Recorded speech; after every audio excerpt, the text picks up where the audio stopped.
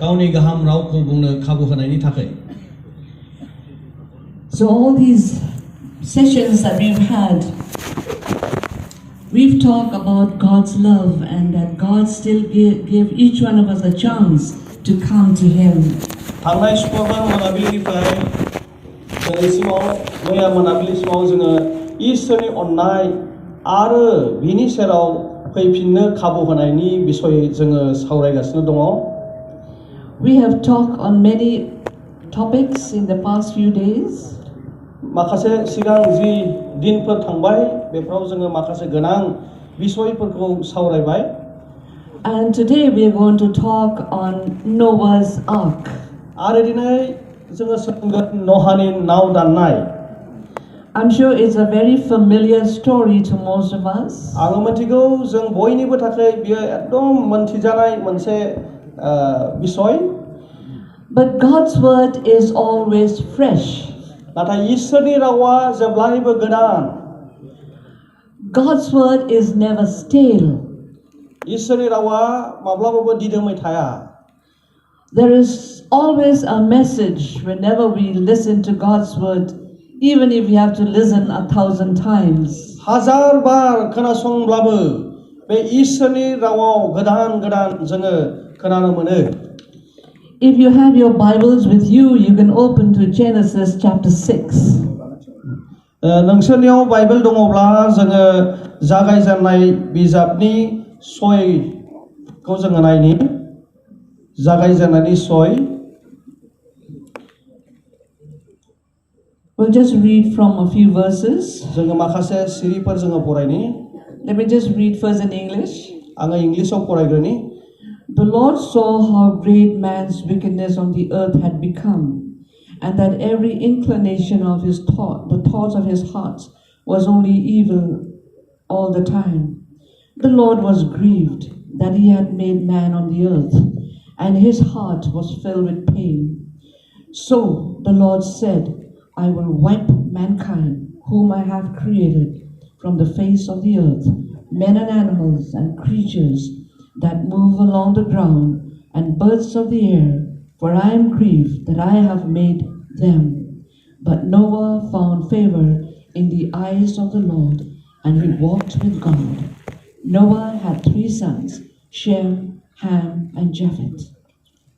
आं बर'आव फरायनि आरो फोरबोआ नुदों मानसिनि गाज्रि मावनाया पृथिबियाव बाराद्राय जालांदों आर बिसोरनि मनाव साननाया गाज्रिल' सिन्था खालामो आर फोरबोआ पृथिबियाव मानसिखौ सोरजिनायखाय जिंगासिदों आर बियो धिक्कार नांनो गोनां जाबाय अब्ला फोरबोआ होनदों आङो जे मानसिखौ सोरजिदों बिसोरखौ आङो पृथिबिनिफ्राय खोमोरगोन आर मानसिजों लोगोसे जुनारफोर मानबायग्रा एम्फौ एनला आर आकाशनि दाउफोरखौबो खोमोरगोन मानोना आङो बिसोरखौ दानायखाय आङो जिंगासिनो नांदों आन्थाय न'आया फोरबोजों हामजा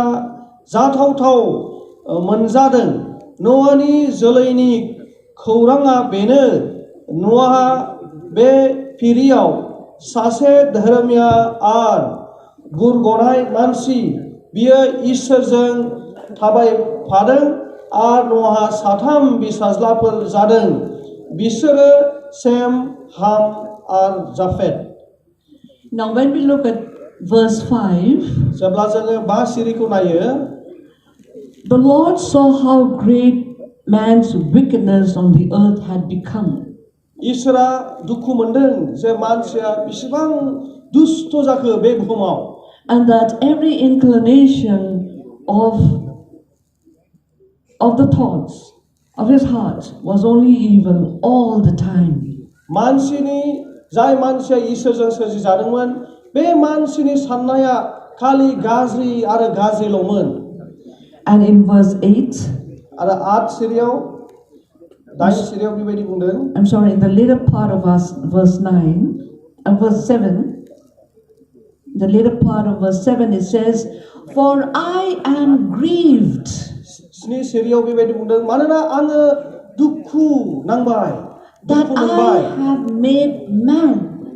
आङो मानसिखौ सोरजिदोंमोन Imagine God was grieved when he looked at man's wickedness, and God was grieved that he had made man.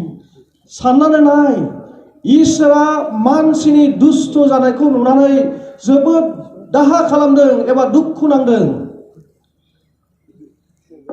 When God looks at us today, दिनै बे मुगायावबो इसोरा जोंखौ नायहरनानै is he happy that he has created us, or is he grieved that he has created us? जोंखौ नुहुरनानै बियो रंजादों ना दुखु नांदों In the time of Noah, when God looked at that mankind whom he had created, he was grieved. न'हानि समाव गावनि आखाइजों सोरजिजानाय सुबुंफोरखौ जेब्ला नुहुरदों बिसोरनि मावनाय दांनाय आखुथायफोरखौ नुनानै इसोरा दुखु मोनदों That's why he said, I will wipe mankind whom I have created from the face of the earth. बेखायनो बे बुहुमनिफ्राय सोरजिजानाय गासैबो सुबुं माहारिखौ आङो नष्ट खालामसिगोन होननानै इसोरा बुंदों So when he look at us today, ask yourself a question. Is he grieved that he has created me? Or is he happy that he has created me? दिनैनि सानाव जोङो गावखौनो गाव नायनानै जोङो सोंलुफोर सोंनि जोंखौ सोरजिनानै इसोरा दुखु मोनदों ना रंजादों Because nobody can hide from the face of God. मानोना इसोरनि मोखांनिफ्राय रावबो थाखुमानो हाया Nobody can run away from the presence of God. इसोरनिफ्राय रावबो खारग'नो हाया So when he look at each one of us, जेब्ला जोंखौ बियो नोजोर होयो नायो is he grieved that he has created me? बियो आंखौ सोरजिनानै बियो दुखु जानो गोनां जादोंना Or is he happy that he has created me? ना आंखौ सोरजिनानै बियो रंजानाय मोनदों So maybe this is the time that we ask that question, we ask ourselves that question. बेनो समा दिनै बे सोंलुखौ जोंनि जिउआव सोंनो गोनाङा But here we find in the Bible that only when he looked at Noah and his family that he was pleased. जोङो नुनो मोनो बे बाइबेल सिरियाव बे एकमात्र न'आ आरो बिनि न'खरखौल' धोरोमिया नुनो मोनदों He looks at the home of Noah. बियो न'हानि न'खरखौ नायहरदों He looks at the family of Noah. न'हानि न'खरखौ बियो नायहरदों Noah and his family found favor in the eyes of God आरो इसोरजों बिसोरो अनजानायखौ मोननो हादों because they walked with God. मानोना बिसोरो इसोरजों जेब्लायबो थाबायग्रामोन And so to destroy man, बेखायनो मानसिखौ धंस खालामनो थाखाय God asked Noah to build an ark. बेखायनो न'आखौ बियो गंसे गिदिर नाव बानायनो थाखाय बिथोन होदों And it took 120 years for Noah to build an ark. 120 बोसोर बे नावखौ बानायफुंनो थाखाय सम नांदों But did he build it alone? Did he build the ark alone? नाथाय बे जाहाजखौ बे हारसिंल' लुदोंना बानायदोंना No, he did not build the ark alone. बे हारसिं बानायाखै बे नावखौ He took the help of his wife गावनि हिनजावनि मदद बियो लादों and he took the help of his 3 sons. आरो साथाम बिसाज्लानि बियो मदद लादों So with their help, he built the ark. बिसोरनि हेफाजाबजों बे नावखौ बियो बानायफुंनो हादों And so I'm sure that they had faced a lot of criticism from the neighbors, from people around them. आङो सान्दों बे बानायनाय समाव निश्चय गावनि साखाथि फाखाथिफोरनि मानसिफोरजों गोबां हाजिदाव जादों Why are you building an ark on a dry land? मानसिफ्रा बुंजाहैबाय बे गोरान हायाव नोङो मानो बे नावखौ बानायखो I'm sure they laughed at Noah and his family. आं सानो निश्चय न'हानि न'खरखौ बेयाव थानाय मानसिफ्रा मिनिदोंमोन I'm sure the friends of the sons of Noah must have laughed at these 3 sons. निश्चय बे समाव न'हानि साथाम बिसाज्लाफोरनि लोगोफ्रा बिसोरखौ मिनिदोंमोन I'm sure these 3 young sons आङो सानो बे साथाम फिसाज्लाफ्रा must have felt a little discouraged sometimes निश्चय माब्लाबा माब्लाबा निराशा बिसोरनि जिउआव फैदोंमोन because their friends were laughing at them. मानोना बिसोरनि लोगोफ्रा बिसोरखौ मिनिदोंमोन But Noah must have encouraged his sons to go on with the building. नाथाय निश्चय न'आया गावनि साथाम फिसाज्लाखौ जेब्लायबो बे नावखौ बानायफुंनो थाखाय थुलुंगा होदोंमोन I'm sure Noah must have, Noah's wife must have encouraged her 3 sons to go on helping their father to do that work of आङो building the सानो ark. आरो बाइबेला जोंखौ फोरोङो निश्चय न'आया गावनि साथाम फिसाज्लाफोरखौ बे नावखौ बानायफुंजोबनो बियो जेब्लायबो थुलुंगा होदोंमोन And you know what happened after 20 years? नोंसोर मिथिगौना 20 बोसोरनि उनाव The rain came. 20 years. 20 बोसोरनि उनाव अखा हायासै After 120 years, the rain came, the flood came. 120 बोसोरनि उनाव अखा हायासै दैबाना जायासै And you know what happened? नोंसोरो मिथिगौ मा जादों बेयाव Noah and his family and all the animals whom God had asked Noah to put in, they were all safe in the ark. न'आनि न'खर आरो जिब जुनार एम्फौ एनलाफोर जायखौ इसोरा न'हानो बे नावआव सोनो थाखाय बिथोन होदोंमोन And the world was flooded with water for 40 days and 40 nights. बिसोरल' खारग'नो हादों आरो गासैबो ओनसोलफ्रा दैबानाजों खस्थ' मोननो गोनां जादों How many people died in that flood? साबसे मानसिफोर बे दैबानायाव थैनो नांदोंमोन Millions and millions of people died in that flood. निजुग कौटि कौटि मानसिफ्रा बेयाव थैनो गोनां जादोंमोन You must be thinking, how can a loving God kill so many people? नोंथांमोना साननो हागौ बे अनसुला इसोरा मानो एसे गोबां लक्ष लक्ष मानसिफोरखौ दिनै सिथारखो And only this Noah, his wife, his 3 sons, and their wives were saved. That makes 8 of them. मानो नहा आरो बिनि हिनजाव साथाम फिसाज्ला आरो बिहामजोफोरखौल' मानो बासायखो Only 8 people were saved. मात्र 8 जनल' बासायजादोंमोन And millions died. आरो बेयाव लाख लाख गोबां मानसिफ्रा जिउ गोमानो गोनां जादोंमोन God is a loving God. इसोरा Is a loving God. इसोरा अनसुला इसोर But God also is a holy God. इसोरा गोथार इसोर He cannot allow sin to enter heaven. मानोना इसोरा माब्लाबाबो पापखौ सोरगो रायजोआव सहैजानो लुबैया God will not allow any sin. It may be the smallest sin, but it cannot enter heaven in the presence of a holy God. फिसा पाप लानानैबो माब्लाबाबो सोरगो रायजोआव हाबनो हाया मानोना बियो गोथार But thank God नाथाय इसोरखौ हामबाय होयो for us today. दिनै जोंनि थाखाय We have Jesus Christ as our ark. दिनै जिसु ख्रिस्ट'आ जोंनि जिउनि गंसे नाव बायदि Jesus is our ark today. दिनैनि दिनाव जिसु ख्रिस्ट'आ जोंनि नाव God is so loving, so caring. He sent His only begotten Son, Jesus Christ, to be our ark.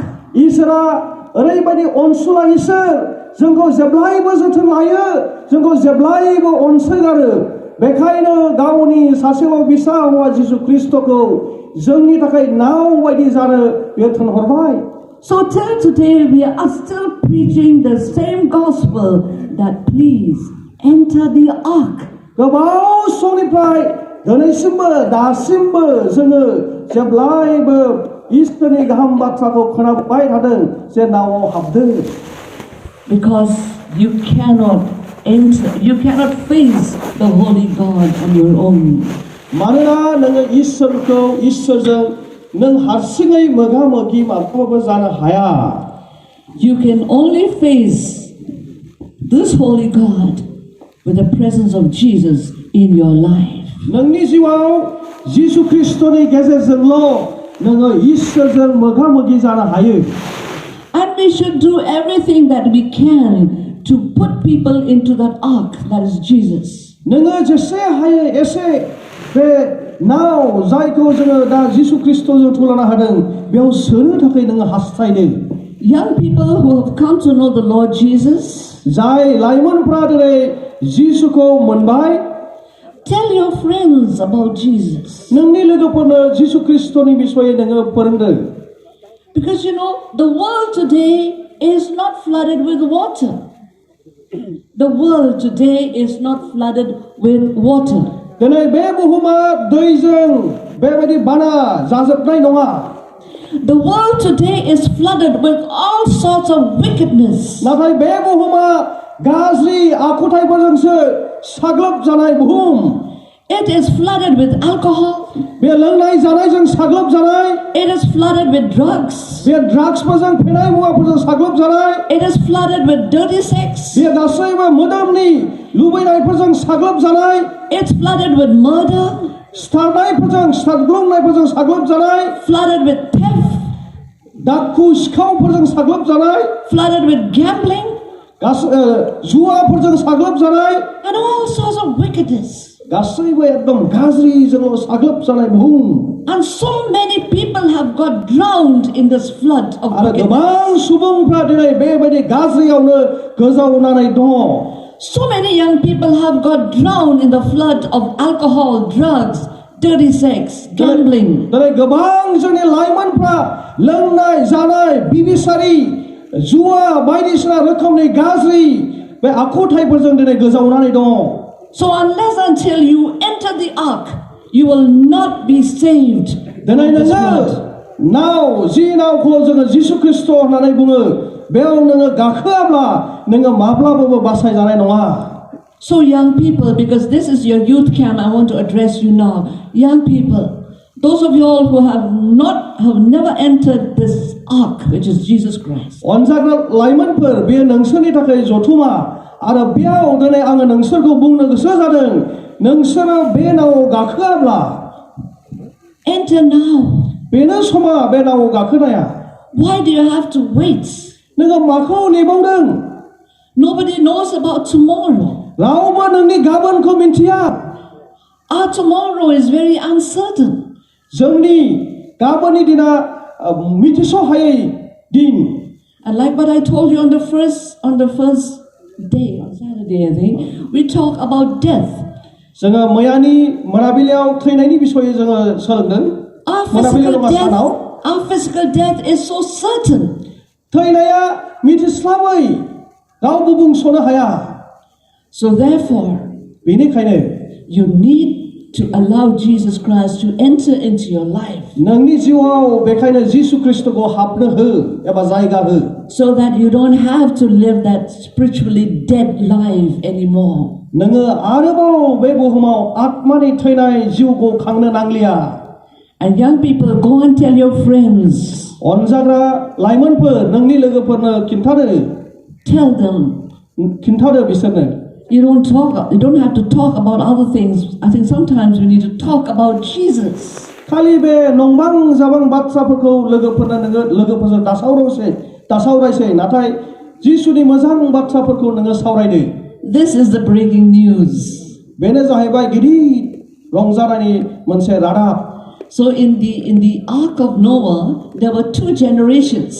न'आनि नावाव मोननै फिरिनि मानसिफोर दङमोन Noah and his wife, which represents the older generation, न'आ आरो बिनि हिन्जाव सिगांनि free and his three sons and their wives represent the young generation. आरो बिनि बिसाज्लाफोर आरो बिहामजोफ्रा सेकेन्ड फिरि नैथि free So the followers of Jesus are not only old people, but they're also young people too. जिसुनि सोलोंग्राफ्रा जिसुनि उन थांग्राफ्रा बेयाव खालि लाइमोनफोरल' नङा बा बोरायफोरल' नङा गासैबो Don't think that only old people follow Jesus. नोंसोरा दासानसे खालि बोराय बुरैफ्राल' जिसुनि उन थांनो नांगौ Young people also can follow Jesus.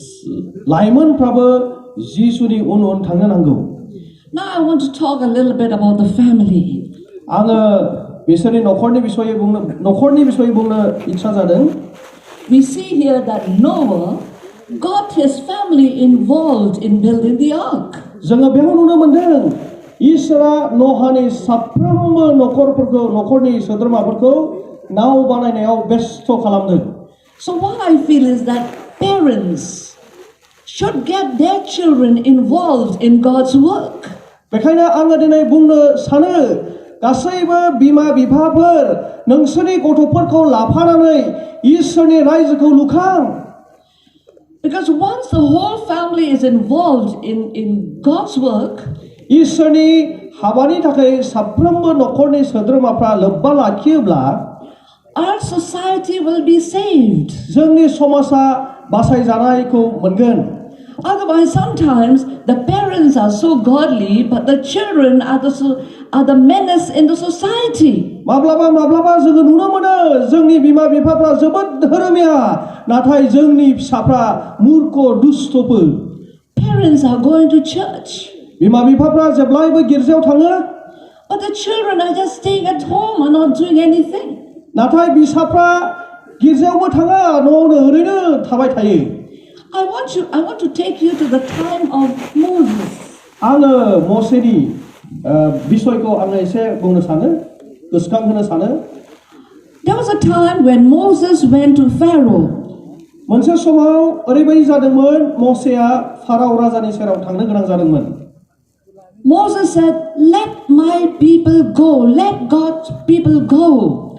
आरो मसेया बुंहैदोंमोन आंनि फोलेरफोरखौ थांनो हो।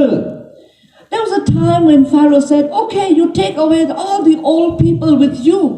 आरो फारौआ मोनसे समाव बुंदोंमोन गासैबो बोराय बुरैफोरखौ नोङो लानानै थांदो। But you leave the children and the young ones with me. नाथाय नोंसोरनि फोलेरनिफ्राय लाइमोनफोर आरो गथ'साफोरखौ आंनो हगारनो नांगोन, बेयाव थालांनो नांगोन। But Moses said no. मसेया बुङासै ओहो जानाय नङा।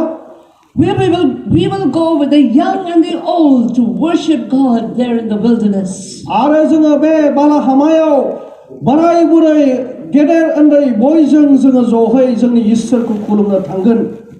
You know, I think as parents you should take the example of Moses. जोङो बिमा बिफा जानानै मसेनि बिदिन्थिखौ जोङो नोजोर होनो नांगोन। Every Sunday you should say the whole family go to church. नोङो जेब्लायबो नोजोर होनांगोन जे जोङो साफ्रोमबो नखरनि सोद्रोमाफ्रा ज'है गिर्जायाव थाङो। Wake up your children early in the morning every Sunday. सानफ्रोमबो रबिबाराव नोंनि फिसाफोरखौ थाब फोजादो। Get them ready थाबैनो थाम थिम जानो बिसोरखौ थोनदो। so that you can all go to church together to worship the Lord together. जाहाथे जोंनि इसोरखौ नखरैनो ज'है जोङो खुलुमहैनो हायो। But the problem is this, there are some times when parents also don't go to church. नाथाय माब्लाबा बेबायदि समस्याफोर फैयो, समस्याफोर थायो नखरफ्राव, बिमा बिफाफ्राबो गिर्जायाव थाङा। They just sleep. They बिसोर sleep. उन्दुयो। And so the children also take the opportunity of also sleeping late. बेबायदिनो फिसाफ्राबो बिफा बिमाफोर बायदिनो माने उन्दुनोसो हमो। Be like Moses. मसे बायदि जानो सोलोंदो। On Sunday, रबिबाराव the whole family go to church गासैबो नखरनि सोद्रोमाफ्रा ज'है गिर्जायाव थांनो सोलोंदो। to worship the Lord together. इसोरखौ ज'है खुलुमनो थाखाय जोङो थांनि।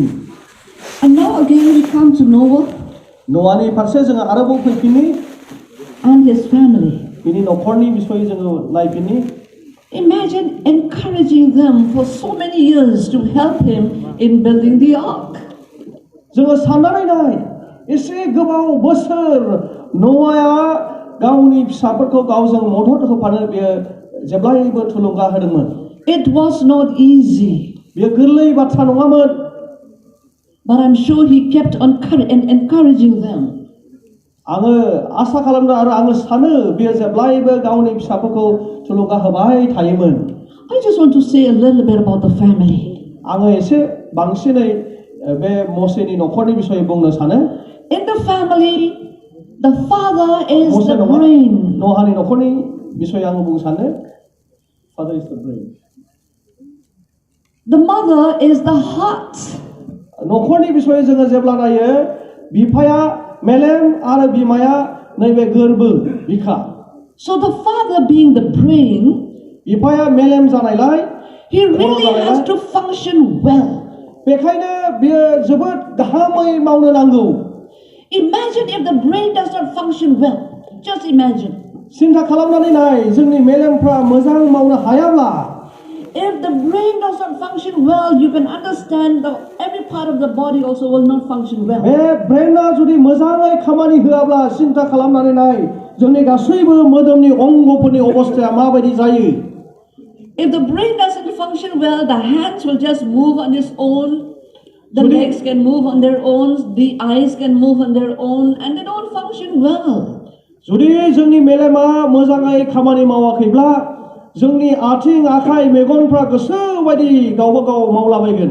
Whom to blame? The hands, the feet? No, we blame the brain for not functioning जोङो बे जोंनि well. आथिं आखाइ मेगनफोरखौ जोङो माब्लाबाबो दुसिनाय नङा नाथाय जोंनि मेलेमखौसो जोङो दुसिगोन. I think when the family doesn't function well, we have to look to the father. जुदि जोंनि न'खरफ्रा थिग गाहाम न'खर जायाखैब्ला जोङो जेब्लायबो बिफाखौसो नोजोर हरग्रोगोन. Is the father functioning well as the head of the family? न'खराव बिफाया खर' जानानै गाहामै हाबा मावदोंना मावाखै बेखौसो नोजोर होगोन. As the head of the family, you're responsible for the growth of the family. नोङो न'खरनि खर' जानायलाय न'खरनि गासैबो जौगानाय हाबाया बिफानि. And a mother being the heart of the family, she pumps the blood well in the family. आरो बे बिमाया बेयाव बिखा जानायलाय जेब्लायबो बियो थैखौ एकदम थांलाय फैलाय खालामहोबाय थायो. The mother keeps the warmth of the house. बिमाया न'खरनि परिबेसखौ मोजाङै गुदुं दोनबाय थायो. Her presence is like the sunshine in the home. बिमानि न'खराव उपस्थितिया साननि होनाय पहर बायदि दुंनाय. She brings lights, she brings warmth in the home. न'खराव स्रां लाबोयो आरो न'खराव गुदुं मोजां परिबेस लाबोयो. The presence of a mother at home is so important. बिमानि न'खराव जे उपस्थिति बिनि उपस्थितिया न'खराव गोबां जौगाथायनाय लाबोयो. गोनांथार. The presence of a father at home brings the family a sense of security. The presence of a father at home brings the family or gives the family a sense of security. आरो बिफानि न'खराव उपस्थितिया जोंखौ जे मोजाङै लाखिनो नांगौ secure बेखौ मावनो हायो मावो.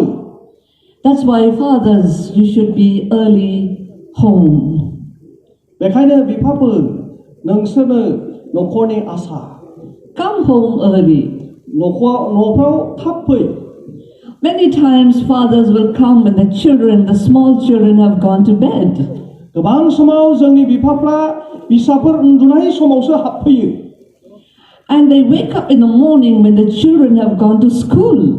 आरो ओरैबायदि बिफाफोर दङ जेब्ला गावनि फिसाफ्रा स्कुलाव थाङो अब्लासो सिखारो. So sometimes these children hardly see their father. आरो बेबायदि बिफाफोरखौ जोंनि गथ'फ्रा एकदम बारा नुबाङा. That's why it's so important for the brain and the heart to function well. बेखायनो जोंनि खर' आरो बिखा बेनि खामानिया जोबोद गोनांथार. Now nowadays, there's one thing which I want to mention here is that many Christian homes do not have a family prayer anymore. आङो दिनै बुंनो सानो दिनैनि दिनाव जोंनि गोबां ख्रिस्टियान न'खरफोराव मोनाबिलि बा न'खरनि आर'जफोर खालामनाय सम लालिया. The absence of this family prayer from our Christian homes have brought the families down.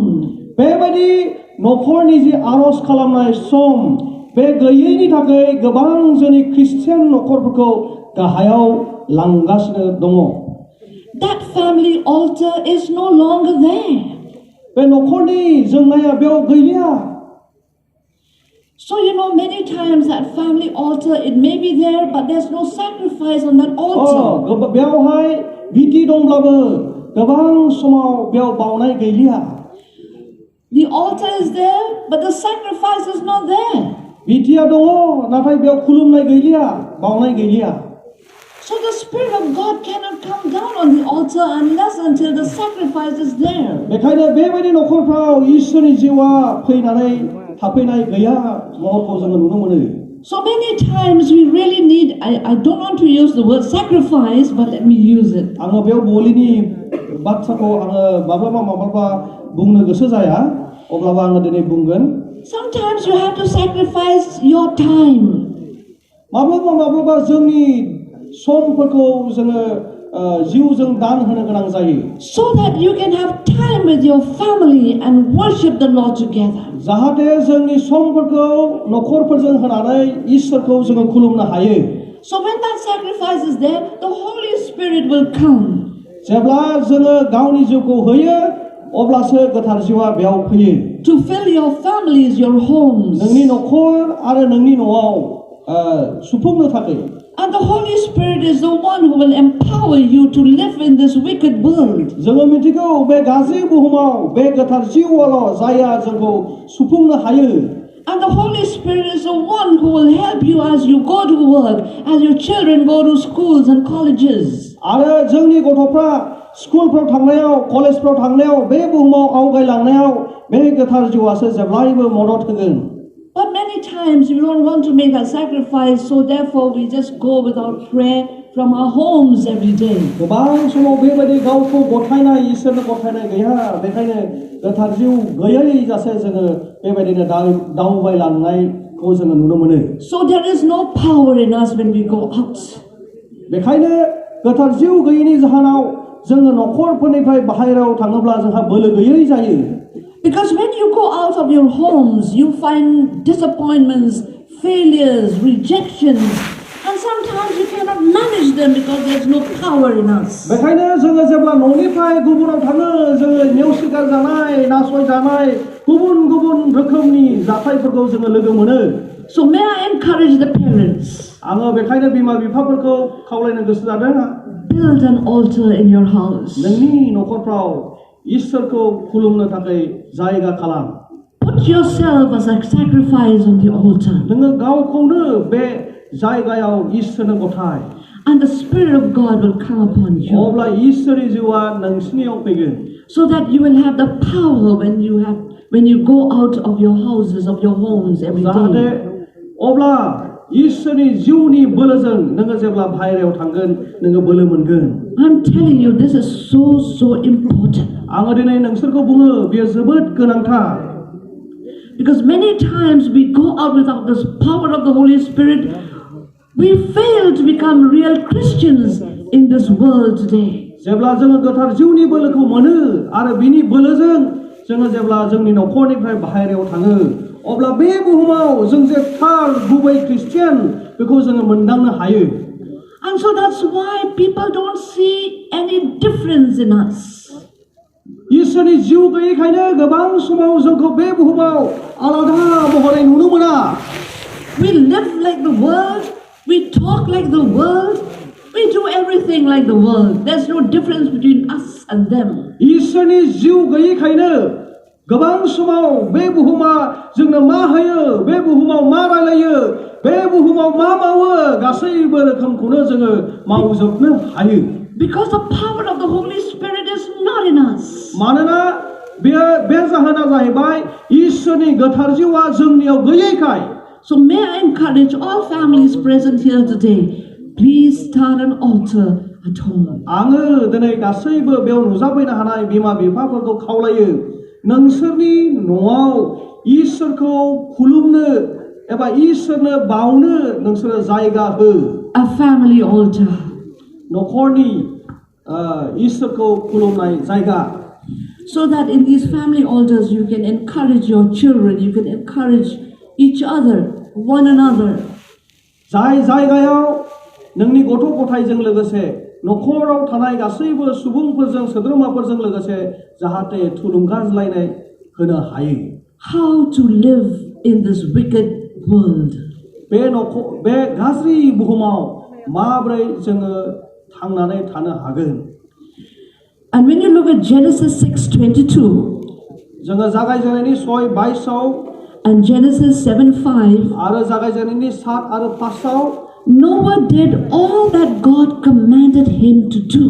न'आ जोङो बेयाव नुनो मोनो जाहैबाय न'आया इसोरनि मोनफ्रोमबो बिथोनखौ बियो फालिदों God instructed him how to build an ark, इसोरा बेखौ माबोरै नाव बानायनो नांगौ बेखौ थोनदोंमोन and he did exactly what God asked him to do. आरो इसोरा माबायदि बानायनो थोनदों बे एखे बियो बानायनो हमदों That's why his family was saved. बेखायनो बिनि न'खरा बासायजादों You know, God wants all of us to be obedient to his word. जोङो मिथिगौ इसोरा जोंनि न'खरफोरखौ मोनफ्रोमबो ख्रिस्टियान न'खरखौ गावनि बोसोनखौ खोनासंजानो एबा मानिजानो लुबैयो You know, for us, God's word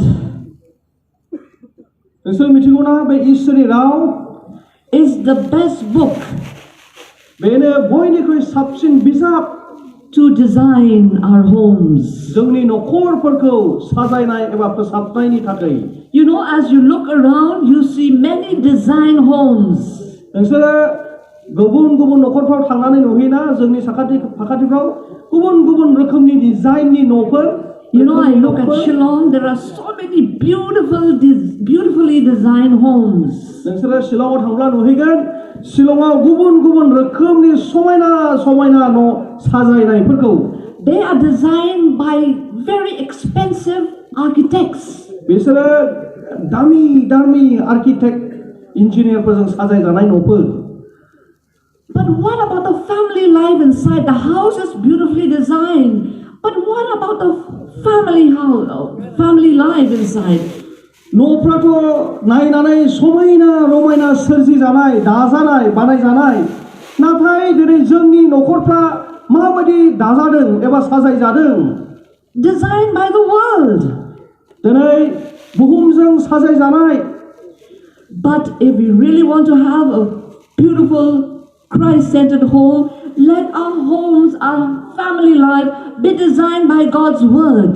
जुदि जोङो जिसु ख्रिस्टनि जिउजों लुखांजानाय न'खरब्ला जोङो फै बेनो जोंनि न'खरखौ साजायग्रा architect You know, when I look at some of these beautiful homes in Shillong, आङो शिलंआव मोजां मोजां न'फोरखौ माब्लाबा नोजोर होब्ला around their beautiful designed homes बे गोबां समायना रमायना साजायजानाय न'फोरनि गेजेराव are strong walls.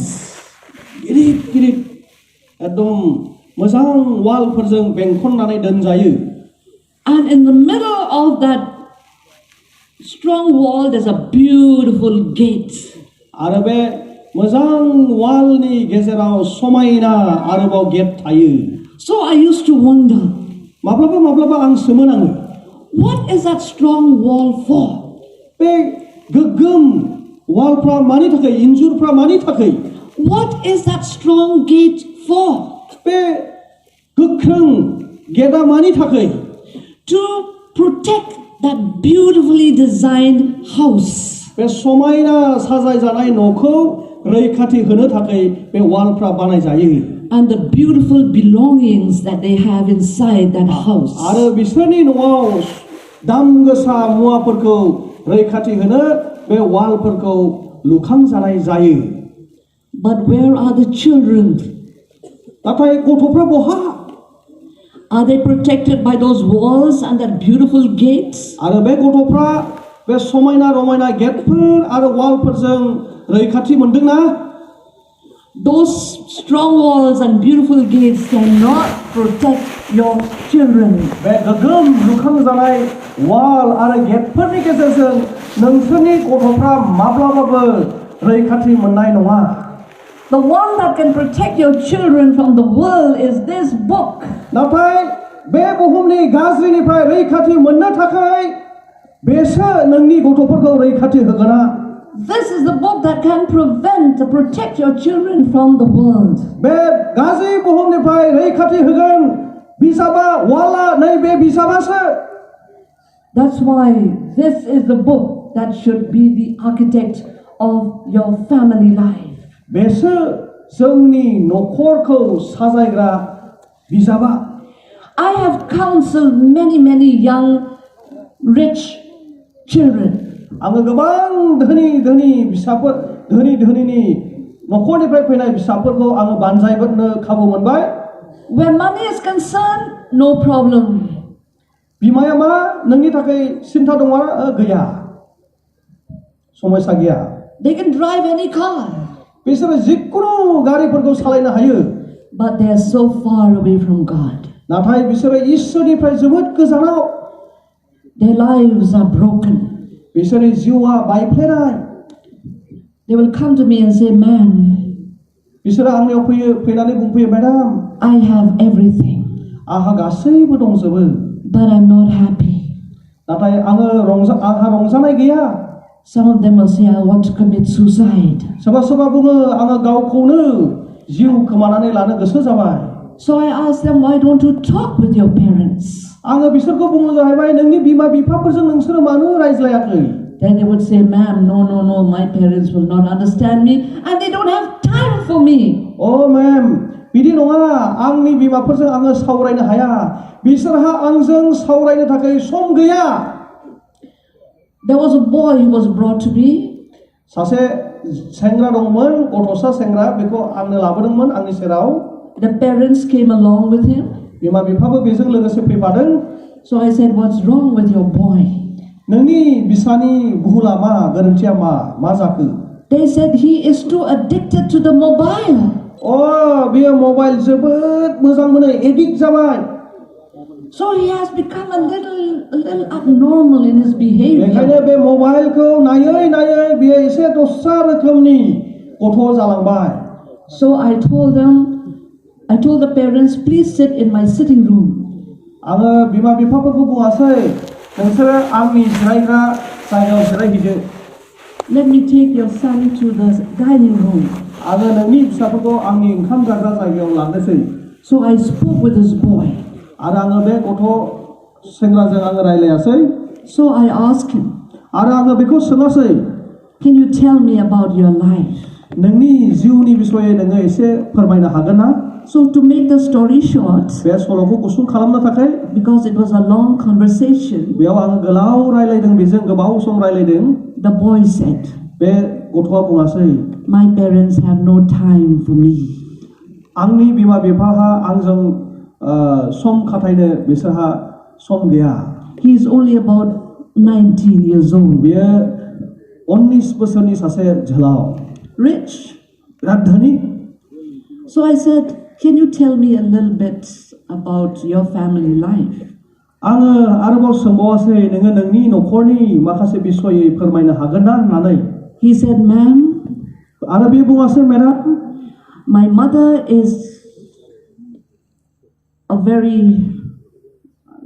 she's a professor in the university. आंनि बिमाया इउनिभारसिटिनि फोरोंगिरि professor She is also the head of the department. बेयो गावनि डिपार्टमेन्टनि हेड खर' She comes home quite late. बेयो एसे उन मोनानानैसो बेयो न'आव फैयो And the first thing she does when she comes home, बेयो जेब्ला न'आव सफैफिनो गावनि खामानिनिफ्राय she shouts at all the helpers. बे गासैबो जोंखौ मदद होग्राफोरखौ हज्रिखावो She tells them, "Why don't you do this? Why don't you do that?" नोङो बिसोरखौ बुङो जाबाय नोङो बेखौ मानो मावाखै बैखौ मानो मावाखै खालि बिदिल' And after some time, माखासे समनि उनाव somebody will call her on the mobile. आरो बिनि मबाइलाव सोरबा phone हरनोसैलाय And there she will be at her mobile for so many minutes, about 30 minutes, 45 minutes. आरो बिनि उनाव मबाइल हरजानायखाय 30 मिनिट 40 मिनिट बियो रायज्लायो And then my father will come home. आरो आंनि बिफाया ओरैबायदि फैयो न'आव He's a businessman. बियो सासे फालांगियारि He comes home a little drunk. माब्लाबा एसे जौ फेनानै बियो फैयो And so he comes, he shouts at everyone also, and then after that, he sits in front of the TV and in that drunken state. So he said, "What can I do, ma'am?" बियो फैनानै आंनि आफाया फेनानै फैनोसै बयखौबो होदाव होसि खालामसै आरो बिनि उनाव बियो टिभियावसो जिरायनानै थाहैनोसै फेनाय अबस्थायाव I go to my bedroom. आङो आंनि बिसिनायाव थांनोसै and the only thing I can keep myself occupied is my mobile. आरो आंखौ बेस्थ'था दोननो थाखाय एकमात्र मबाइलाल' आंनि थाखाय Who encouraged me to be addicted to my mobile? It's they, he said. सोर आंखौ बेबायदि मबाइलनि सायाव फेहोखो बिसोर जाहैबाय आंनि बिमा बिफा And now they're blaming me. आरो बिसोरो दिनै आंखौसो दुसिबाय And they're sending me to a psychiatrist. आरो बेबायदिनो जायफ्रा मेलेमनि माखासे डक्टरफोर बिसोरनावसो आंखौ थोनहरासै So whom to blame now? दानिया सोरखौ दुसिनो जोंलाय For the बे गथ'नि जे मोजां मोनहाबनाय बे आखुथायखौ सोरखौ दिनै दुसिबावनो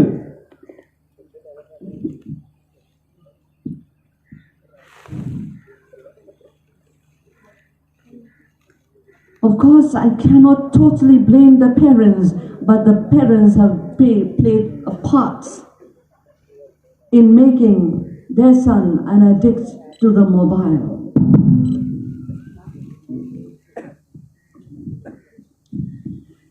So we cannot blame only the parents, but I say the parents have played a very, very big part in making their son an addict to his mobile. आङो बे गथ'खौल' दुसिनो गोसो गैया बेयाव बिमा बिफाहाबो गिदिर गेलेनाय मोनसे बिबान दङ बेखौ बेबायदि खालामनाया Then after I had counseled the son, I went back to the parents. आङो बेखौ बानजायखांनायनि उनाव बिमा बिफानियाव थाङासै I shared with them a little bit, आङो बिसोरजों एसे सावरायज्लायासै बे गथ'नि बिसयै and the mother started crying. बिमाया गसंनानै गाबासै She said, गाबनो हमासै we are so sorry to hear that. बेखौ बुङा बे समाव बुङासै बेखौ खोनाना आङो जोबोद दुखु मोनबाय And so both the parents dedicated their lives to Jesus Christ that day in my place. आरो बे समावनो आंनि न'आव बिनि बिमा बिफाफ्रा इसोरनो गावसोरनि जिउखौ होआसै So therefore, बेनिखायनो I want to encourage every family present here, build an altar. आङो दिनै बेयाव नुजाफैनो हानाय साफ्रोमबो बिमा बिफाफोरखौ खावलायो जोंनि न'फोराव इसोरखौ खुलुमनो जोङो जायगा होनि Strengthen your family life नोंनि न'खरनि जिउ खांनायखौ नोङो लुखांनो नाजा with God's word इसोरनि रावफोरजों लुखां and much prayer. आरो बांसिनै जोङो आरज खालाम Encourage one another जोङो गावजों गाव थुलुंगाज्लाय because we are living in a world मानोना जोङो बेबायदि बुहुमाव थांनानै दङ that is flooded with all sorts of wickedness. गासै दुष्टफोरजों गाज्रिफोरजों बुंफबनाय बुहुमाव जोङो दिनै दङ Just one small thought before I end my आङो message. आंनि इसोरनि गाहाम बाथ्राखौ फोजोबनायनि सिगां मोनसे फिसा बुस्थु आंनो बुंनो गोसो जादों So you can just imagine Noah and his family inside the ark with all the animals. नोंसोरो एसे सिन्था खालाम न'आया गावनि न'खरजों लोगोसे नावनि सिङाव गोबां जुनादफोरजों थानायनि अबस्थाखौ Just imagine a little bit. एसे जोङो सिन्था खालाम The ark was floating there in that flood. बे दै बानायाव नावा एकदम थांलाय फैलाय जावजागासिनो दङ Don't think that the ark was smoothly sailing. नोंसोरो दासानजे बे नावा एकदम समानै खारगासिनो दं होननानै You know the storm